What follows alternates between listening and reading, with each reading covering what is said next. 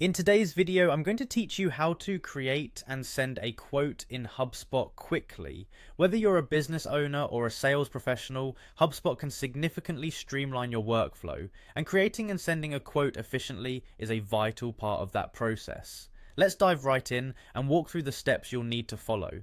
First off, you'll want to open your web browser and head over to HubSpot's homepage. Once there, you'll see the login button. Click on it to enter your login details. If you're not already logged in, you'll need to provide your credentials to access your HubSpot account. After logging in, you'll be directed to your HubSpot homepage. With access to your account, look for the Commerce tab in your dashboard. You'll find this under the main navigation menu. Go ahead and click on it. This section includes all your business sales tools and resources, essential for what we're about to do next. Once in Commerce, look for the Quotes option and click on it. This action will take you to the Quotes section, where you can manage all your existing quotes and, what we're here for today, create new ones. In the Quotes section, you'll see an option to create quote. Click on that button to get started. You'll be prompted to choose or create a deal related to this quote. It's essential to have a deal connected as it links your quote to the correct sales opportunity in your CRM. If you have an existing deal, choose it or create a new one if needed. Once selected, proceed by clicking on Next. The following steps involve reviewing and finalizing the details of your quote. You'll click on Next a few more times as the process ensures all necessary details are accounted for.